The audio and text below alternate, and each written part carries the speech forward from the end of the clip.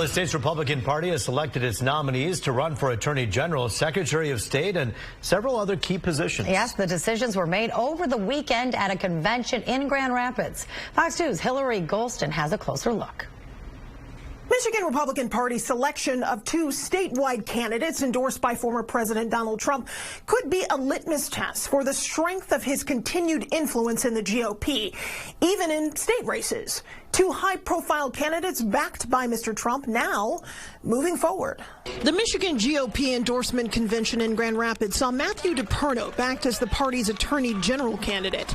DePerno also endorsed by former President Donald Trump, who came to Michigan in early April to show support for several Republican candidates, including DePerno. My name is Matt DePerno, and I will be your next Attorney General. Christina Caramo also emerged victorious as the GOP's candidate for Secretary of State. She, too, was backed by Mr. Trump and was very vocal about witnessing what she claimed was election fraud in Detroit. I spoke with her in 2020. People keep saying there's equal numbers of Democrats and Republicans. They mean the organization, not as far as people operating on behalf of the party. That's two different things. Both candidates have another thing in common.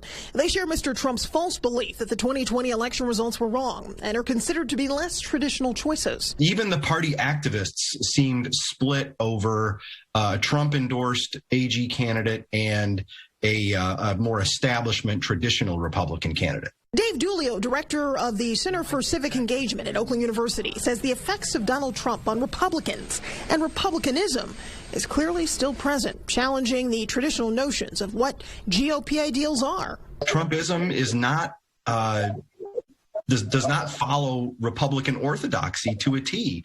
The best example for me is trade policy. And if we think back to 2016 and 2020, when the president campaigned here and when Bernie Sanders campaigned here in both Democratic primaries, their message on trade was not all that different. There's such a dichotomy here between these top positions, the positions for Attorney General and Secretary of State for the Republicans and the Democrats. And sometimes the stark contrast can benefit one side more than the other if one side is seen as more mainstream. And sometimes people are ready for what they consider to be a revolutionary choice. Will that be the case this time around?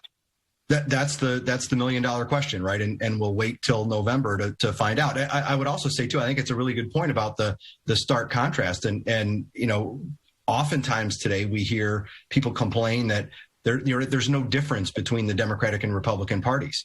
Well, not in these races, right? There's stark contrast, and it's up to the voters to decide sort of which direction we go. The official nomination doesn't happen until a second convention slated for this summer. DePerno and Caramo will challenge Democratic incumbents, Attorney General Dana Nessel and Secretary of State Jocelyn Benson in November. Hillary Golston, Fox 2 News.